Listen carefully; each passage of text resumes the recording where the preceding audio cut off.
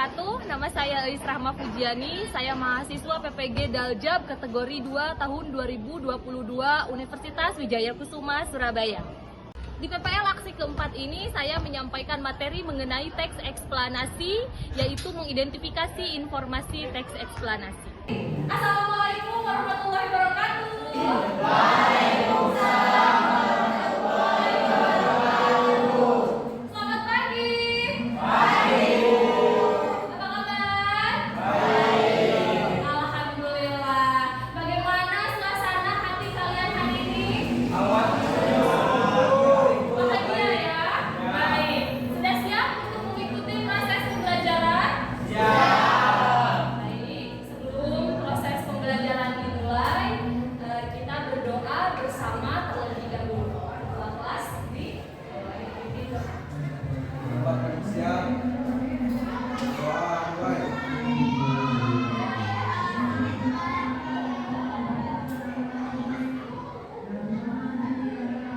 Selesai. Ucapkan salam.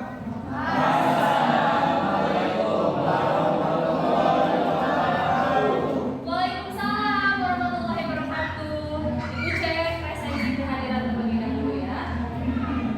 Ada Agun, Aisyah, Aji, Cici, Dika Mahipa, Dilan, Eva, Jihanin.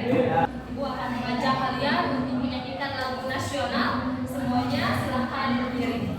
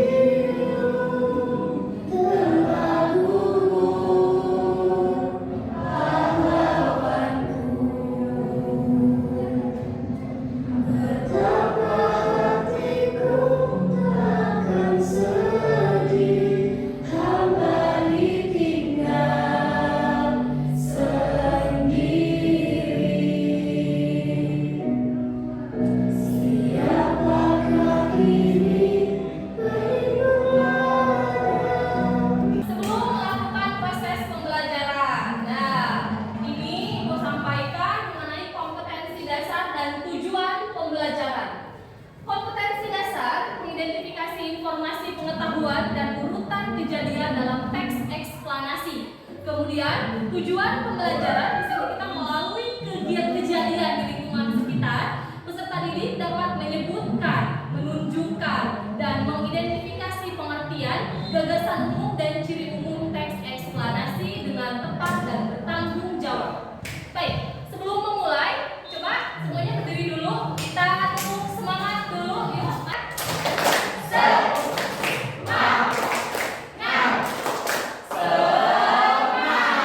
Lagi, kurang ceria. Sekali lagi, tepuk semangat.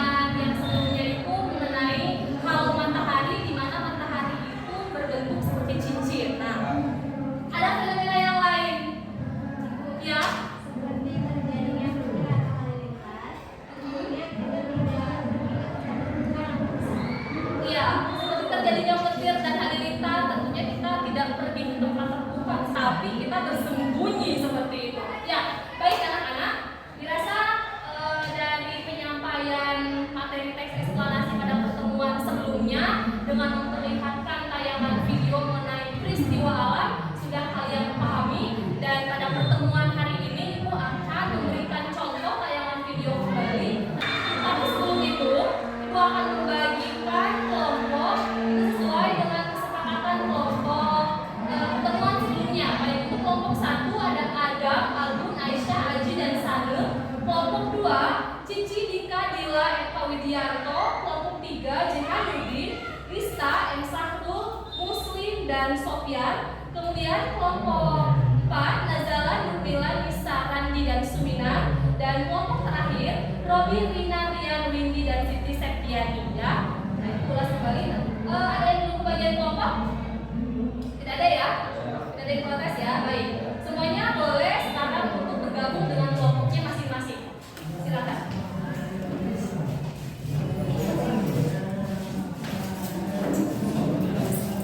Fenomena awan matahari merupakan fenomena optik yang terjadi karena sebab-sebab alam. Sebenarnya, tidak ada dampak khusus dari terjadinya fenomena alam ini. Namun sebagian masyarakat Indonesia sering mengaitkan fenomena ini dengan bencana alam yang akan terjadi, khususnya gempa bumi. Hal ini dikarenakan beberapa kali terjadi.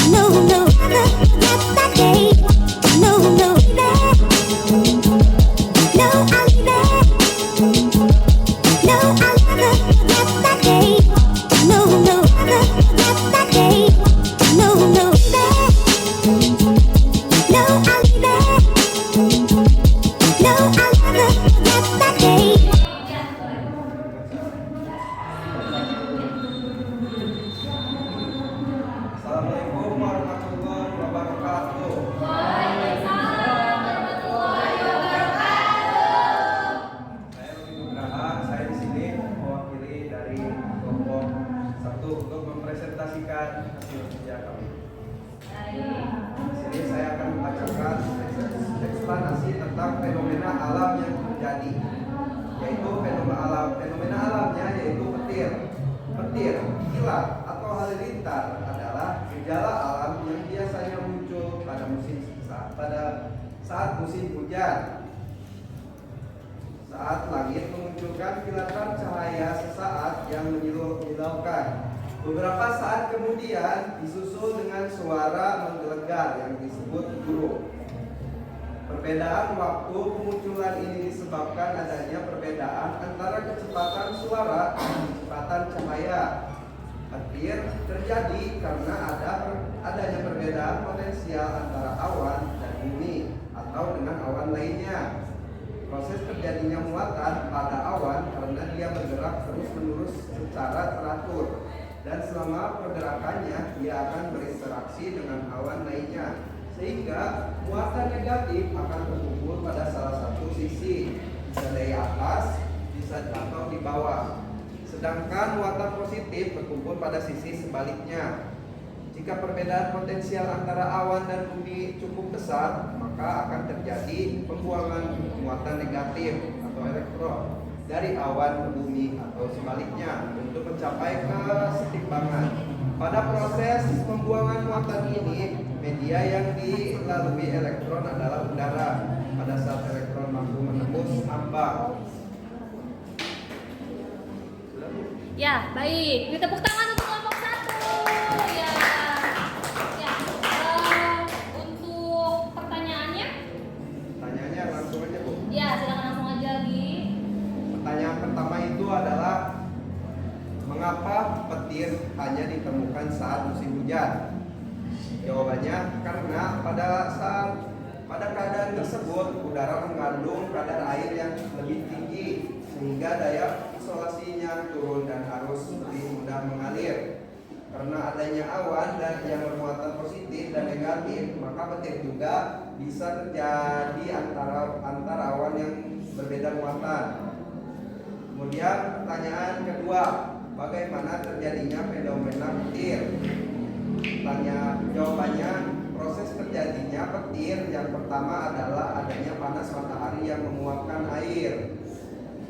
Yang kedua yaitu partikel mengambang di udara yang biasanya dari garam laut atau polutan industri. Serta ketiga adalah kelembaban suatu daerah. Pertanyaan ketiga, apa yang harus kita lakukan agar terhindar dari petir? Jika kita terperangkap di luar ruangan, segeralah masuk ke dalam bangunan. Jangan berada di sawah, di lapangan, taman, dan lain sebagainya.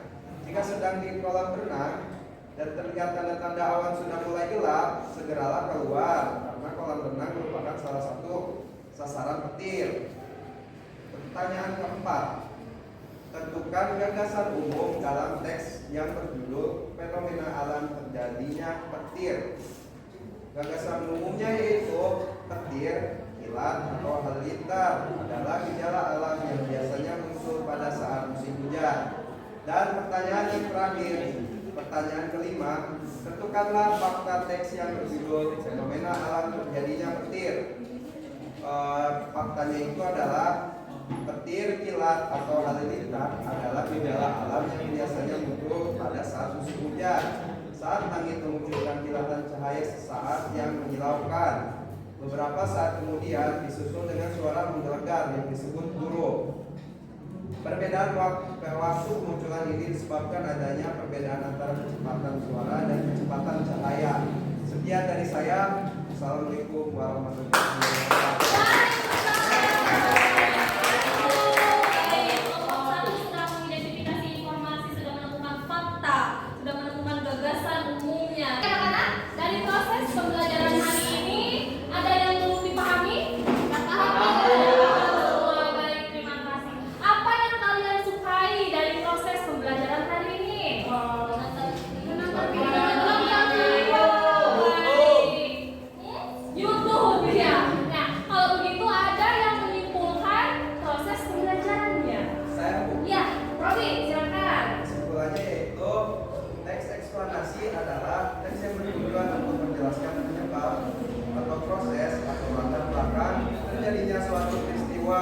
Fenomena alam dan fenomena sosial.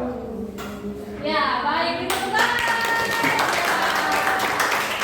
Pada pertemuan selanjutnya kita masih mempelajari teks eksplanasi. Kita akan bahas struktur dan kaidah pembahasannya. Ya, silakan